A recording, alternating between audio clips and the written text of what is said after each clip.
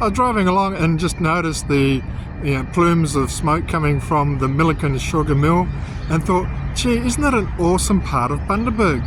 Do you know it was actually built in 1880?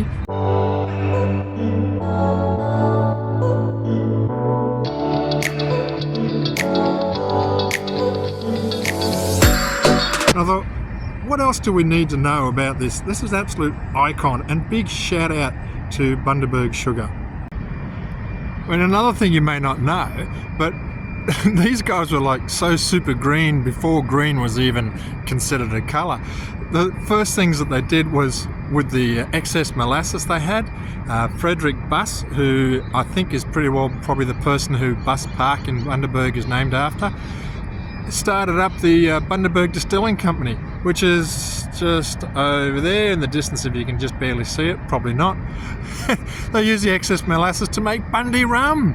Yeah, and if you've been to Bundaberg Rum, you'll see the big molasses storage pen and the pipe that comes down from the mill. It just goes underground straight through it. The actual mill itself, when it first started, processed sugarcane juice, which was piped into it. Remember, this is the 1880s. It was piped into it all around from Woongarra and the likes of that, and this became the first of the big hub mills. Nowadays, this one and the mill at Isis are all that's left, and I think it would be tragic to lose it. A lot of the land around Bundaberg now, the sugar land, is being converted to macadamia nuts, and would you believe it, this, what you're seeing here, is powered by bagasse, which is the offcuts of sugarcane, and the husks and shells from macadamias. Two facts you may not know. Production is generally 1.1 million tonnes of sugarcane.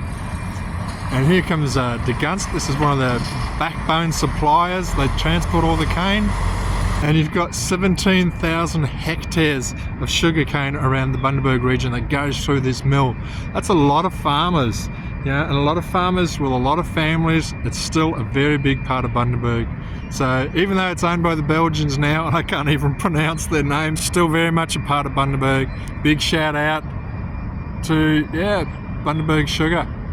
Just an absolute international name, and it's all happening here from the Millaquin Mill.